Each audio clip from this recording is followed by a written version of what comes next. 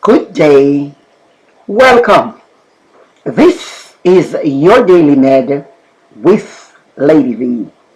Grace and peace be multiplied.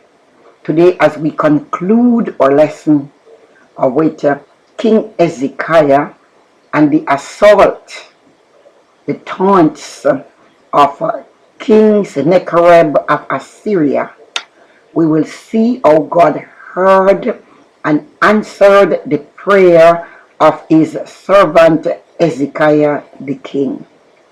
Therefore, we should stop being afraid.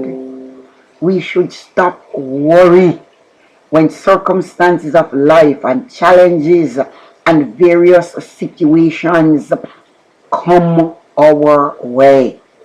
We can trust God.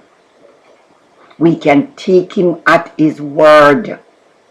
We can go to him who is our source of strength, and he will provide that strength.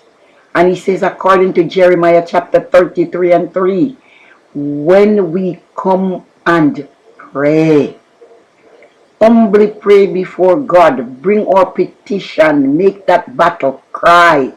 He says, I will hear your prayer, and I will show you things that you really do not know. And so when Hezekiah received this letter, he took it to the temple and he took it to God in prayer. So yes, he got a letter from the king of Assyria with threats, but he got a note from heaven's king to assure him that yes, Hezekiah, I have heard and honored your humble prayer. And through the prophet Isaiah issued a stern warning to Sennacherib. Because of your ignorance, Sennacherib, God says, because of your rage against me, you and your men will be defeated, and Jerusalem will be saved. We see God's reply to Sennacherib's taunting words. God himself indicted him for his arrogance. Sennacherib believed that his kingdom had grown. He thought this was because of his own effort. He thought that this was because of his own strength. Why he has succeeded. In reality, said God, he succeeded only because of what God allowed. Many things may happen around us. Many things may happen even to us. But it can only be that which God himself allowed. Remember, there is no power given to any man, any country, any nation, any individual, any congregation, even to Satan himself, unless it comes from God, because power belongs to God. God is the source of power. It is arrogant to think that we are solely responsible for our achievements. God is creator. He rules over all nations and people, all kings, all language, all tongue. So for King Sennacherib to think that he did this all because he was great and high and mighty, God wants to say to him, or is saying to him, you're wrong. I've heard your threats, and now it's time for me to act. You see, the Assyrians would have besieged other nations and treated the captives with cruelty. They would torture their prisoners for entertainment by blinding them, cutting them, or just pulling off strips of their skins until they die. If the Assyrians wish to make a captive a slave, they would often put a hook in such one's nose. God was saying to them, the same way you would do your captives, it's the same thing that is going to happen to you. The way you treat others is the way I am going to treat you. So yes, he says, I, God, will put hook in your noses, because this is how you treat others, and I will let you turn back the very way in which you came. Now it's God's time to act on behalf of his people. And now the rage is going to be against Sennacherib and his people.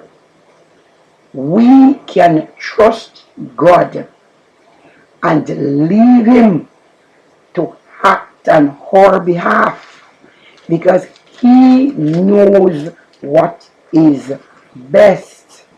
He knows how to treat every situation and to fix it. So he says, yes, I will do it. They will not come into this city. They cannot do anything to this city, because I am in charge. And our lesson tells us that God took care of the situation. And in one night, the death angel slew 185,000 soldiers of the Assyrian. When we look at verse 31, our lesson tells us God is the one who says all these things. God says you can't lift up a shield. God says you will not shoot an arrow against him. He says you will return the same way you came, for I will defend the city. It is my city. I will defend the people. It is my people, and I am doing it for my sake and for David's sake. The Bible tells us about a remnant. God specializes in remnant. He says, for out of Jerusalem shall go a remnant, and those who escape from Mount Zion. The zeal of the Lord will do this. If we have situations that seem yet so great, remember, God is greater than our situation. All we need is a spark of faith.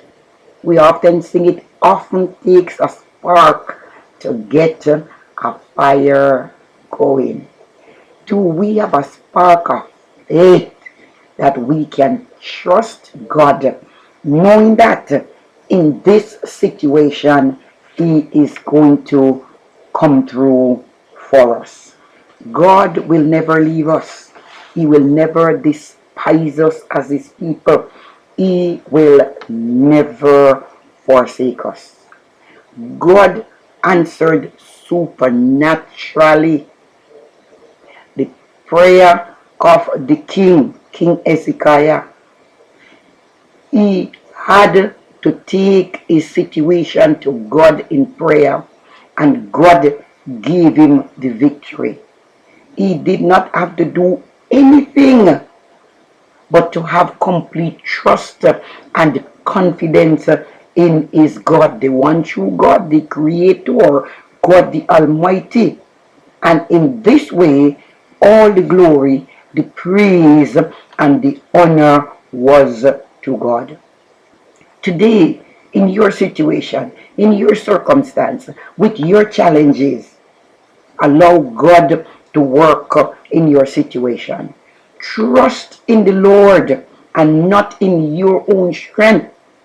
God is our rock, He is our refuge, and He will help us in and out of all situations, whether they are small situations, whether they are difficult situations. When we seek Him, He will help us. Psalm 94 verse 22 says that the Lord has become my stronghold and my God, the rock of my refuge. Therefore, you can trust Him to rescue you today. God bless you. Thank you again for watching. Please subscribe. It is free. Like, share, also comment, and continue to visit my YouTube channel, Daily Med with Lady V.